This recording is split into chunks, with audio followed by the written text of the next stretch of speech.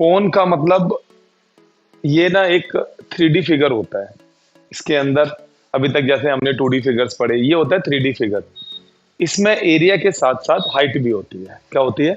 Height. इसका जो base होता है वो नीचे सर्कल में होता है और ऊपर एक वर्टेक्स पे जाकर के ये मिलते हैं। तो कोन, जैसे आपने बहुत सारे एग्जांपल देखे होंगे, कैप होती है, कोनिकल कैप, जोकर कैप जो होती है, आइसक्रीम कोन होता है। तो ये सब कोन बोलते हैं इनको। और इस कोन का हमें आज मैं बताऊंगा आपको सरफेस एरिया कैसे निकालते हैं और वॉल्यूम कैसे निकालते हैं। सरफेस एरिया निकालने के लिए, बट उससे पहले हम इसकी डायमेंशंस के बारे में जान लेते हैं। जैसे ये हाइट होती है, ये क्या है? हमारी हाइट। जो ये सीधी लाइन होती है ये हमारी हाइट होती है और ये 90 डिग्री का एंगल बनाती है बेस के साथ। ठीक है। दूसरा जो है हमारे पास ये है स्लांट हाइट। यहाँ दो हाइट हैं, एक तो वर्टिकल हाइट है, सीधी बिल्कुल, एक थोड़ी सी स्लांट करके बनी हुई है। ठीक है। और उसके बाद एक है हमारे पास रेडियस। ये होती है रेडियस, क्योंकि जो हमारा इसका बेस होता है वो सर्कुलर होता है, जिसकी वजह से नीचे वाले हिस्से को हम रेडियस से मेजर करते हैं। उसके बाद अगर मैं इसका नेट बनाऊं, नेट से मेरा मतलब है अगर मैं इसको ऐसे करके एक टोपी को, ये जो आपकी कोनिकल कैप है, उसे काट दें तो वो खुल जाएगी। खुलने के बाद कुछ इस तरीके का फिगर बनेगा उसका।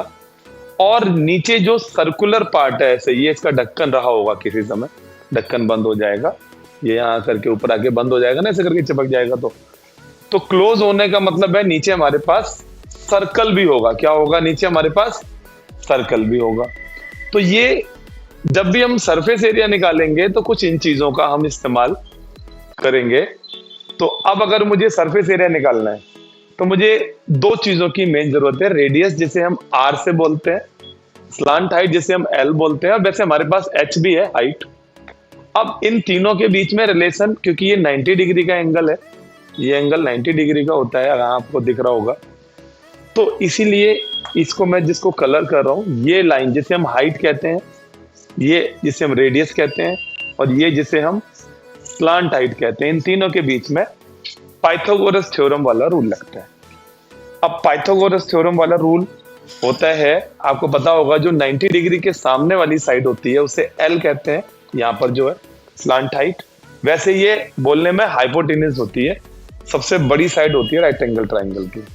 और जो 90 डिग्री बना रही होती है, एक एच है और एक आर है, तो H square equals to R square. अब इसमें ये तीनों के बीच में रिलेशन हो गया, स्लांट हाइट के और रेडियस के। अब इन तीनों के बीच में जो रिलेशन है वो इस तरीके का है। अब सपोज मुझे एल और एच पता है तो आर निकल आएगा, अगर एच और आर पता है तो एल निकल आएगा। कोई भी चीज आपको इन तीन में से दो पता है तो तीसरी निकल आएगी, जिसकी हमें नीड होती है।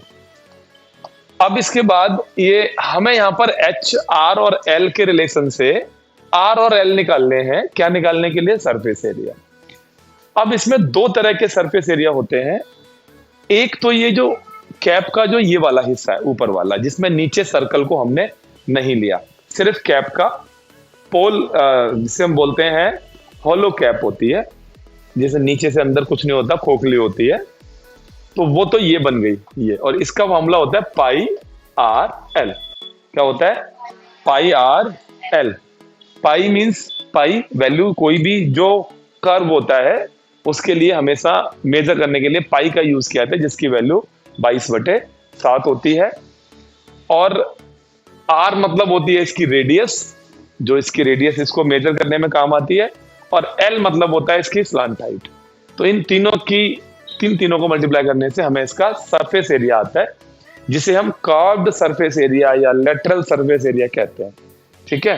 तो अगर मैं यहाँ दिखाऊं आपको, तो curved surface area, CURVED, curved, कोई चीज कर्व्ड जो है घुमावदार है, तो कर्व्ड सरफेस एरिया इससे निकल आता है, जिसे हम हिंदी में वक्र पृष्ठीय क्षेत्रफल कहते हैं। क्या कहते हैं? वक्र पृष्ठीय क्षेत्रफल।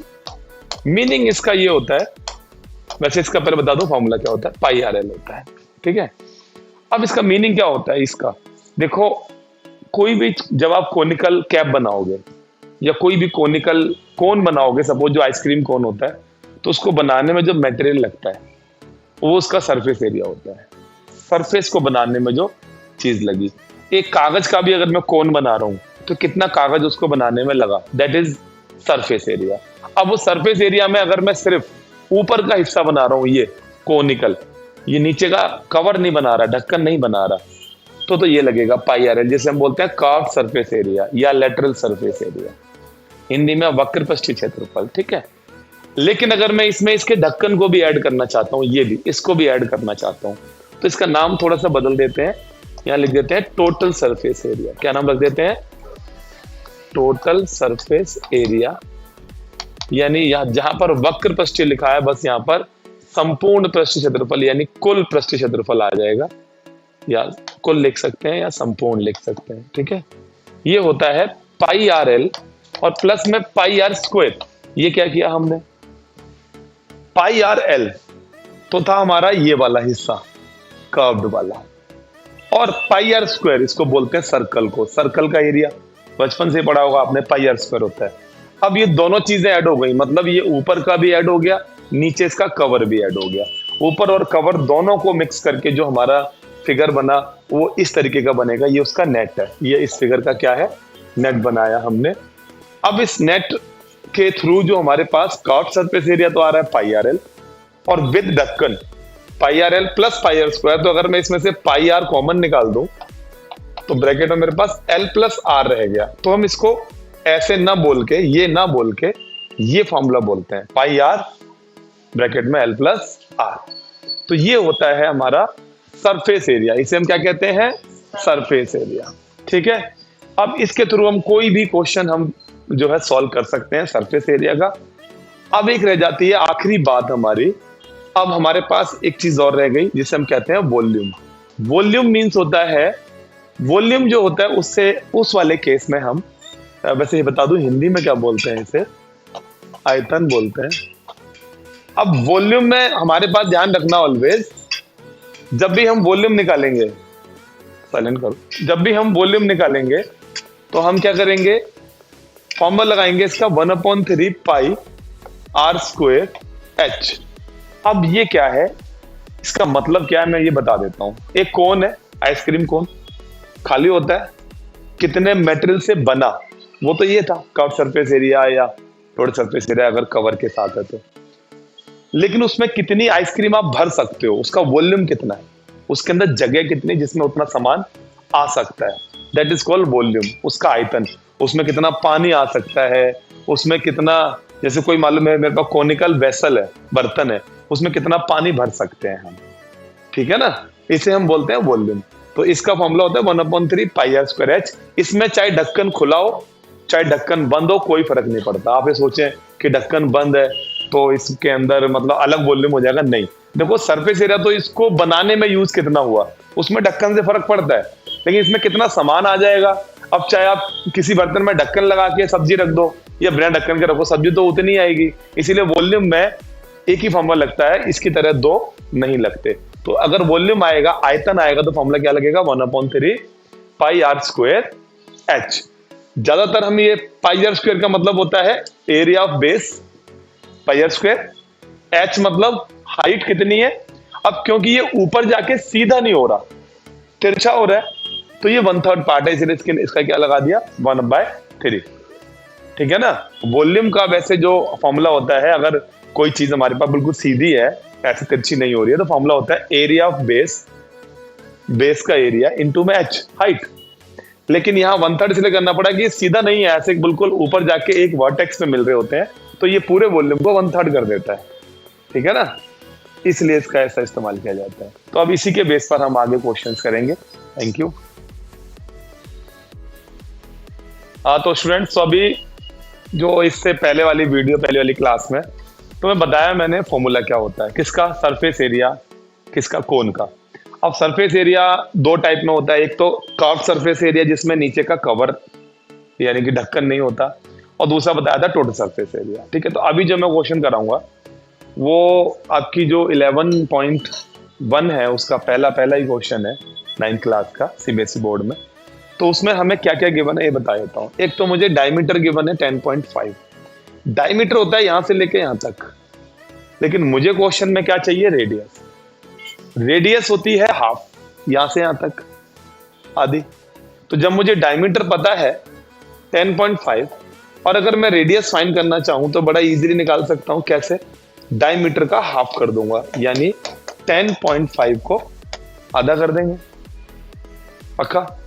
तो वो आ जाएगा 5.25। तो आप 5.25 लिखो या 10.5/2 ही रहने दो, कोई फर्क नहीं पड़ता, आपका आंसर करेक्ट आएगा। तो सपोज मैंने इसको ऐसे ही छोड़ दिया। और स्लांट हाइट, ये जो तिरछी ऊंचाई है जिसे हम कहते हैं स्लांट हाइट, ये हमें दी है कितनी? 10 दे दी। अब मैंने बताया था इसका कर्व्ड सरफेस एरिया, सी ऐसे बोलते हैं इसे, कर्व्ड सरफेस एरिया, हिंदी में वक्र पृष्ठीय क्षेत्रफल। तो उसको निकालने के लिए बताया था फॉर्मूला πr/l। हम क्या करेंगे, यहाँ पाई की वैल्यू पुट करेंगे 22/7, r इज 10.5/2 और l is slant height which is 10। याद रहेगा। अब 2 से इसे कैंसिल कर दो, 11 आ गया। 7 से इसे कर दो, 1.5 आ गया। अब 10 से इसे मल्टीप्लाई कर देंगे तो 15 हो जाएगा, और 15 को 11 से कर देंगे 165 सेंटीमीटर। मतलब मेरा समझाने का जो काम था वो तो यहां तक था कि πr/l फॉर्मूला, उसके बाद तो कैलकुलेशन है। जिस मर्जी तरीके से आप करो, जैसे तुम्हें समझ आ जाए वैसे करो, क्या ही फर्क पड़ता है। तो अभी फिलहाल तो हम यहाँ पर स्लांट हाइट हमें पता थी, रेडियस हमें पता थी, क्योंकि हमें डायमीटर मालूम था, हमने हाफ कर लिया। तो मुझे जो जो चीजें चाहिए, ये मेरी रेडियस है, ये मेरी स्लांट हाइट है, और पाई की वैल्यू हमें पता ही होती है 22/7 होती है।